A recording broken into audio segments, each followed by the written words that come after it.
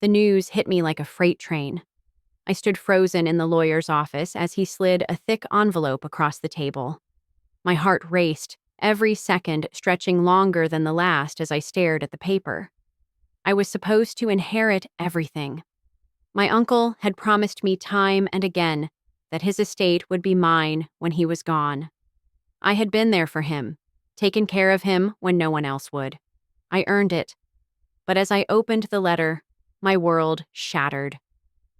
Due to unforeseen circumstances, we regret to inform you that your claim to the inheritance has been denied. Denied? The words felt like they didn't belong to me. I had worked so hard for this. How could this be happening? What do you mean? I asked, my voice shaking with disbelief and fury. This is a mistake. My uncle promised me everything. The lawyer didn't flinch. He adjusted his glasses, his gaze cold and detached. The decision is final. Your uncle left everything to someone else. Someone else? I didn't need to hear more. I knew exactly what had happened.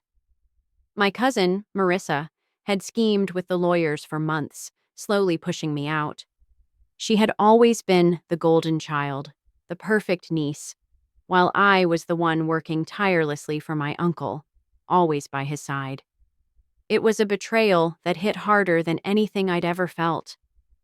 But in that moment, a thought crept into my mind that I couldn't ignore. If they thought they could take what was mine, they had another thing coming. I wasn't walking away empty-handed. I wasn't going to let Marissa and the rest of them get away with this. At that moment, I realized this was just the beginning. The shock, the betrayal, they were only setting the stage for what was coming next. I had a plan, and it would be the most shocking revenge anyone could imagine. I left the lawyer's office, the letter still clenched in my hand. My stomach churned, but beneath it all was a cold, burning determination. I wouldn't let this slide. Marissa wouldn't get away with her deceit. For days, my mind raced with ideas. Then, it came to me. An idea so perfect it made my pulse quicken. It wasn't just about money. It was about principle. About showing Marissa and the rest of my family that underestimating me would have consequences. I knew exactly where to hit them hardest. The family business. It wasn't just money or property. It was the legacy my uncle had spent years building. Now, with Marissa holding the reins, she thought it was hers. But I was about to show her that it wasn't. I'd worked for that company for years. I knew it better than anyone. Marissa had always seen it as beneath her, too busy with her high society life. Now that it was hers, she thought she had control. But she didn't know what I knew. I began my research, poring over company records and documents. And then I found it. The cracks in the foundation.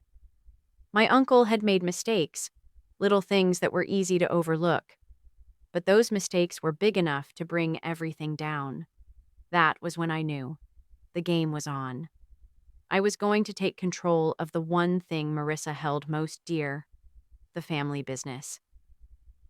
With the help of my uncle's old business associate, I gained access to the company's legal and financial documents. By the time I had everything I needed, I was ready to act. I wasn't going to let Marissa waltz into that office without consequences.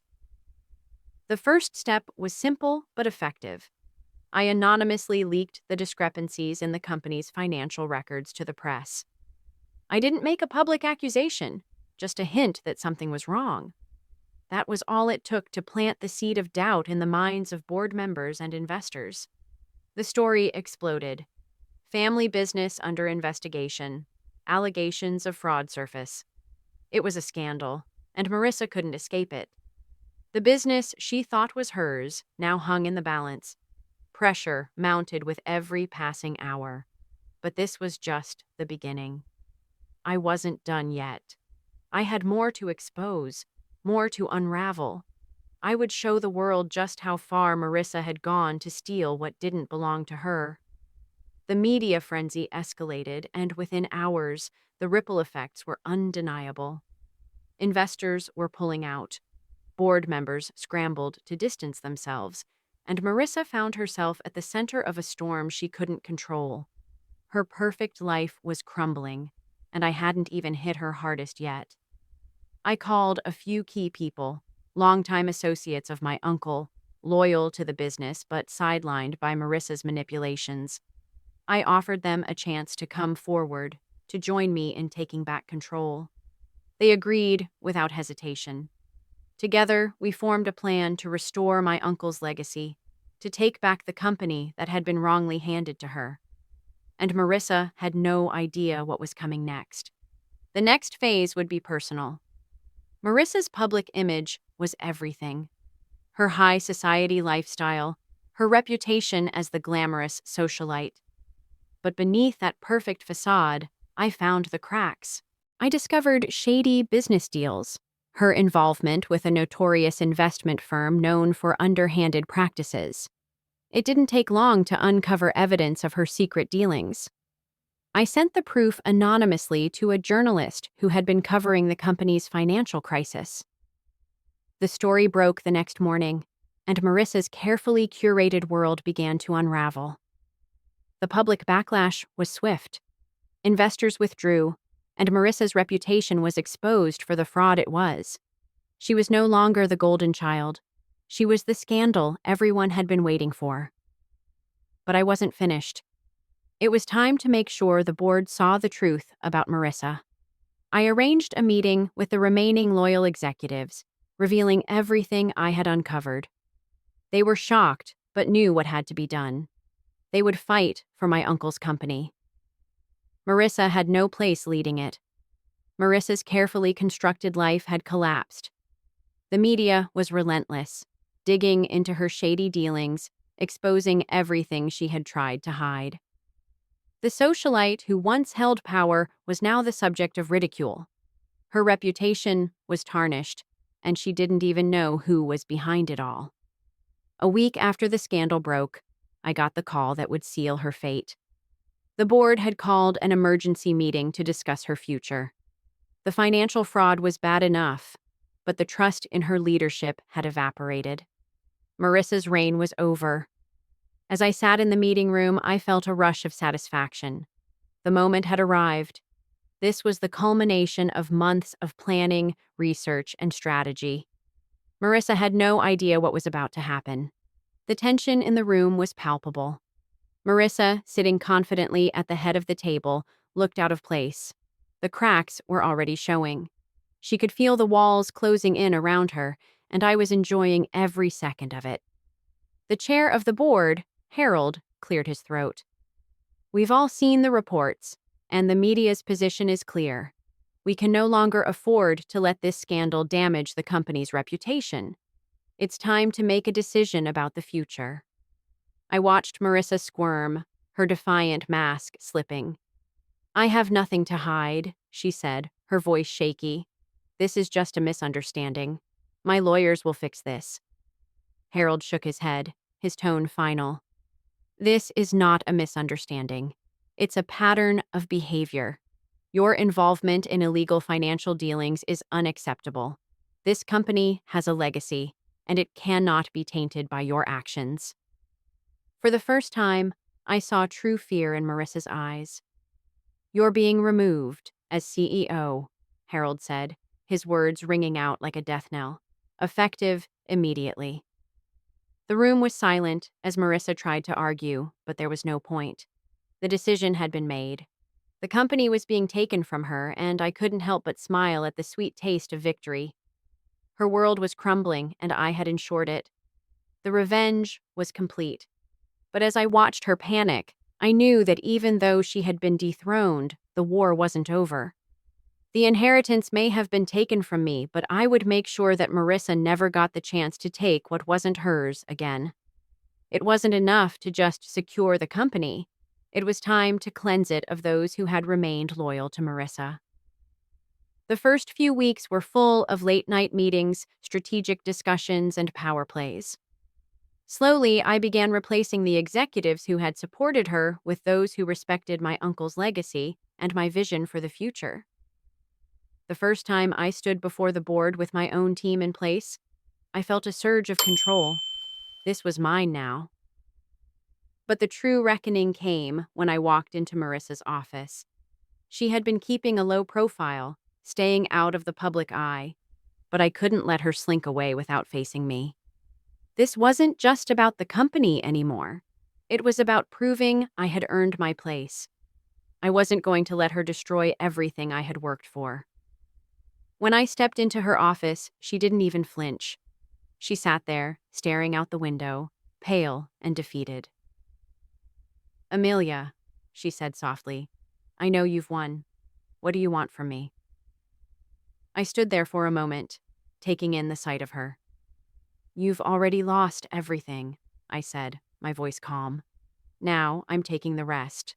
The company, your influence, your future. It's mine now."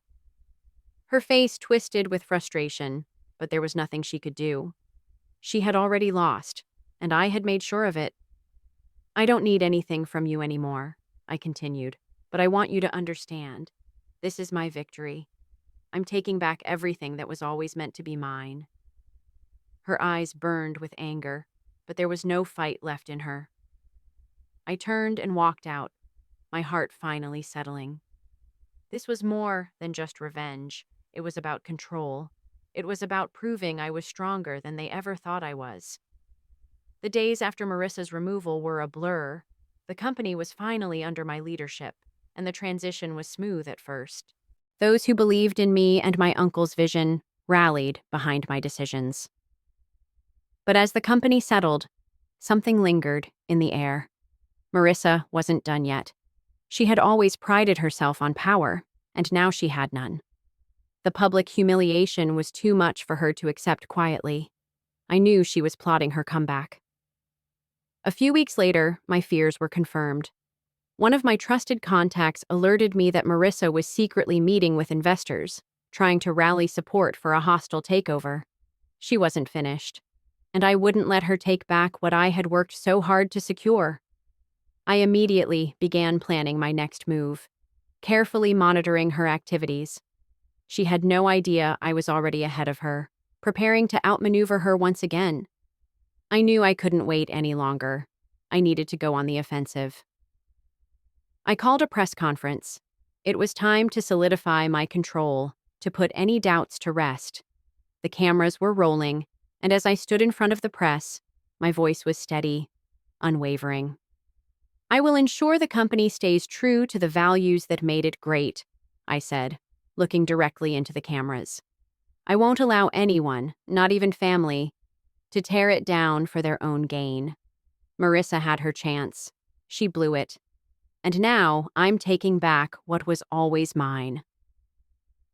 The words were a direct challenge to her, and as I finished my statement, I felt a sense of victory wash over me. Marissa was exposed, the public knew the truth, and I had solidified my position. But even as I spoke, I knew the war wasn't over. Marissa wasn't going to fade quietly. She was plotting something, and I needed to be ready for it. Late one night, a call came from a contact at a law firm that had once represented Marissa. "She's been meeting with a group of investors," the voice said, panic in their tone. "She's trying to gather support for a hostile takeover." The news hit me like a punch to the gut. A hostile takeover? She was risking everything, her reputation, her credibility, just to reclaim what was mine. But I wasn't going to let her succeed. Not again. The very next morning, I called an emergency board meeting. I laid out everything: Marissa's plan, her manipulations, and her attempt to take control of the company. The board was shocked but clear in their support. They understood what was at stake. We made a move that would ensure Marissa and her supporters had no influence. I locked in the company's future, consolidating power and protecting it from any future attacks. It was a clean break, a final blow to her ambitions. Still, Marissa wasn't the type to give up easily. As I sat at my desk, the weight of the empty chair where she had once sat as CEO, I knew I had won. But it wasn't just the victory that mattered. It was the control, the legacy. My uncle's work would endure, and I would ensure no one could take it from me again. Here's a condensed and emotional version of sessions 6 and 7, capturing the escalating tension and the protagonist's strategic move against Marissa. Things were starting to settle, but I couldn't shake the feeling that something was off. The board supported me, the employees respected my leadership, and my vision for the company was finally coming together. But it wasn't the business decisions or the mounting pressure of the company that kept me up at night. It was Marissa. I knew she wasn't finished. Despite everything she'd lost, I could feel her plotting something in the shadows. I wasn't going to wait for her to strike again. I had to stay ahead of her, always watching my back. I called in trusted people from my uncle's team, those who knew the company's strengths and weaknesses. We checked everything: legal documents, contracts, security measures, anything that could give her an opening. I needed to make sure she couldn't slither her way back into power. Then the call came. "Amelia," the voice said, tense and hurried. "Marissa's trying to buy into the company. She's working with investors to take the company public. She's trying to get a seat at the table." My stomach dropped. This was exactly what I had feared. Marissa wasn't done. She was coming for the financial side this time, playing a much smarter game, leveraging power through shares. She was trying to buy her way back into the company. I immediately called a board meeting. We couldn't wait any longer. We needed to stop her now before she gained any control. The plan was simple: block her from purchasing any shares, strengthen our legal structures, and make sure she would never again have a hold on the company. This wasn't just about protecting the business. It was about proving to everyone, and to myself, that no one, not even family, could take what was mine. Marissa had underestimated me. Again. I spent the next few days digging into her actions, gathering information on the investors she had been meeting with and the shares she had quietly acquired. She wasn't just trying to take the company by force. She was slowly working her way back in, building a coalition of support from the outside. She was playing a long game, and I wasn't going to let her win. One afternoon, an unexpected visitor came to my office, one of the investors who had previously backed me. His face was unreadable, but I could tell something was off. The moment he sat down, I knew this was bad. "Amelia," he said, his voice low, "there's something you need to hear." He opened a briefcase, pulling out a stack of papers. "Marissa's been gathering investors. She's making moves behind the scenes. If she pulls this off, she could have enough power to challenge you again." My heart sank. This was exactly what I had feared. Marissa had been playing the long game, and I had underestimated her resilience. She wasn't defeated. She was biding her time, building her strength, and now she had enough leverage to try again. "What do we do?" I asked, my voice steady but angry. The investor pushed the papers towards me, detailing the investors she had aligned with and the shares she'd quietly acquired. She wasn't going to take the company by force. She was buying it back, piece by piece. "We might need to counter her moves with other investors," he suggested, uncertainty creeping into his voice. "We may need to consider legal action." I couldn't let this happen. Not after everything I'd been through. I had worked too hard, sacrificed too much to let her take it all away again. "We're not just going to sit back," I said, leaning forward. "I want every piece of information, every contract, every deal she's made. We're going to take the fight to her before she has a chance to move.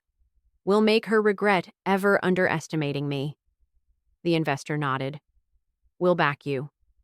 "I'm done playing by the rules," I said coldly. "Let's finish this once and for all." I spent the next few days reviewing everything: emails, meetings, contracts, gathering evidence of Marissa's covert actions. The deeper I dug, the more I found. Every shady deal, every underhanded attempt to undermine me, it was all there. I had everything I needed to destroy her once and for all. But I had learned one important lesson. I couldn't act too hastily. One wrong move, and she'd use it against me. I needed to wait for the perfect moment. That moment came during the next board meeting. The time had come to expose her for who she really was. I stood up, the weight of the situation pressing on me. The board knew some of what Marissa had done, but they didn't know everything. Not yet. "The truth is," I said, my voice cutting through the silence, "the person who tried to destroy this company, who has attempted to tear apart everything my uncle worked for, is sitting in this room. Marissa didn't just take the company's money and run. She tried to take everything I built, everything that was rightfully mine." The room was still as I let the words sink in. The board had to see her for what she was, someone who had no regard for the company, for my uncle's legacy, or for the future of the family business. I stood before the board, the weight of the moment pressing down on me. The time for subtlety had passed. It was time to expose Marissa for the liar and manipulator she truly was. "She has been undermining this company from the inside," I began, my voice calm but resolute. "She used underhanded tactics to deceive investors, manipulated her way into positions of power, and nearly destroyed everything my uncle built." The room was electric with tension. I could see the shock on the faces of the board members as the words sank in. But I wasn't finished. "I have all the evidence here," I continued, pulling a thick folder from my desk. "These are fraudulent transactions, manipulative practices, and secret dealings that could have brought this company to its knees. I suggest we act swiftly before this goes public." I laid the documents out before them. As they flipped through the pages, I could see some board members shifting uncomfortably. Marissa sat motionless, her face drained of color, knowing exactly what I had just done. "I've worked tirelessly to protect this company," I added, "and I won't let anyone destroy what my uncle built, not even family." Her face twisted with anger, but there was no escape. The board's eyes were wide open now. The company was mine, but more importantly, I had shown Marissa that her actions had consequences. The final blow had been delivered. The fallout was swift. By the end of the week, Marissa's influence had evaporated. The company was officially mine. But despite the victory, I knew there was still one final hurdle to clear: the public. The world still saw me as the woman who had been wronged, but there was much work to do before I could fully claim my uncle's legacy. It was time to step into the spotlight. I had spent months working behind the scenes, but now it was time for the world to know that I was the rightful leader of this company. I called a press conference. The room was packed with journalists, cameras flashing as I took my place behind the podium. The tension was palpable. They wanted the truth. They wanted to know if Marissa was truly done for good. I steadied my breath and began. "Thank you all for coming. I know many of you are wondering about the future of the company, and some of you are still questioning the events that led to Marissa's removal. Let me be clear. The decision to remove her was not taken lightly, but it was necessary. The integrity of this company, built by my late uncle, must be protected. The actions she took were not only unethical, but they threatened the future of everything this company stands for." The room was silent, everyone hanging on my every word. I could feel their eyes on me, waiting for me to show any weakness. But I didn't. I wasn't going to let this slip away. "I've worked for this company for years. Alongside my uncle," I continued. "It was never about the money or the power. It was about preserving his legacy and ensuring this company thrives for generations. The past few months have been difficult, filled with betrayal, lies, and loss of trust within the family. But that's behind us now. The future is what matters." A reporter raised their hand. "What's your response to those who say you only took this company because of your inheritance, and that you're using Marissa's fall to climb to the top?" I fought the frustration threatening to surface. "I didn't take anything that wasn't mine. This company is part of my bloodline. I've worked harder than anyone else to ensure its success. Marissa's actions were her own, and I won't let anyone rewrite history. I earned my place here." The next question came quickly. Do you have any plans to reconcile with Marissa? Will she ever return to the company? I paused, choosing my words carefully. I don't believe reconciliation is possible when trust has been shattered so completely. I wish her well, but her actions have consequences, and she'll have to face them. The company's future is too important to be influenced by someone who seeks only personal gain. The questions kept coming, but I had already made my point. By the end of the press conference, I had positioned myself not just as a survivor, but as the leader who would take the company forward. As I left the conference room, I felt a deep sense of finality. Marissa was out, the company was mine. But as the days passed, I knew Marissa wasn't finished. I'd seen her fight too many times to believe she would just fade away.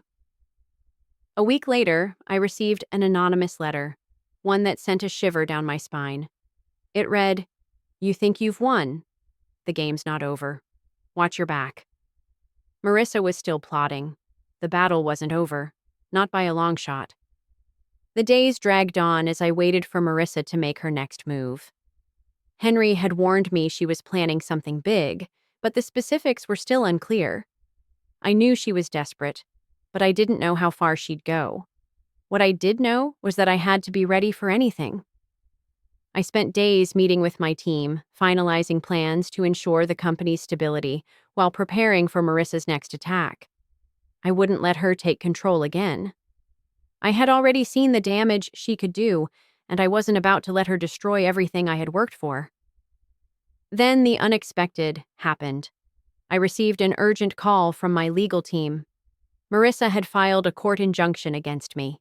She was trying to challenge my control over the company, claiming the changes I made to the board and company structure were illegal. She was asking the court to reinstate her as the rightful owner.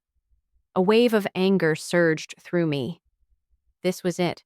Marissa had gone too far. She wasn't just manipulating things behind the scenes anymore. She was going after me in a way that could ruin everything. I called a meeting with my attorneys immediately. We had to act fast. "We need to file a counterclaim immediately," my lead attorney David said. "We can't let her have even a moment of leverage. If we act quickly, we can prove her lawsuit has no merit." As we strategized, I made it clear. This wasn't just about defending myself in court. This was about sending Marissa a message. This company, my uncle's legacy, was mine. No one was going to take it from me. "I want to leak her legal documents to the press," I said, my voice cold. "Let the world know what she's trying to do. Expose her for the liar she is." We worked tirelessly, knowing that this was my last chance to end it all. The clock was ticking. The battle had been long and brutal, but as I walked out of the courtroom, I couldn't help but feel a deep sense of relief. The fight was over. Marissa had lost everything. Her reputation, her claims, her grip on the company, and I had emerged victorious. The company was mine now. No more betrayals. No more manipulation. Everything my uncle had worked for was safe, and his legacy would continue under my leadership. I had fought tooth and nail for this, and I would defend it with everything I had. As I sat back in my office, looking out over the city skyline, I allowed myself a moment of peace. The journey had been long, painful, and filled with betrayal, but it was over now. Marissa had tried everything to tear me down, but in the end, it was her own actions that led to her downfall. The company thrived under my leadership, and the employees rallied behind me. They saw me not as the victim of a family betrayal, but as someone who had earned her place at the top. I wasn't just the inheritor of a legacy. I was the one who would define its future. And as for Marissa, she became a ghost in the industry. Her reputation was in tatters, and she was no longer the socialite or the businesswoman she once pretended to be. There was no second chance for her. I had reclaimed everything that was rightfully mine. Not just the company, but my peace of mind. And now I could look to the future with confidence. If you enjoyed this story of triumph and revenge, Make sure to subscribe to the channel for more captivating tales of power, betrayal, and redemption. Don't miss out on our next story. Hit the bell icon to stay updated on all our latest content.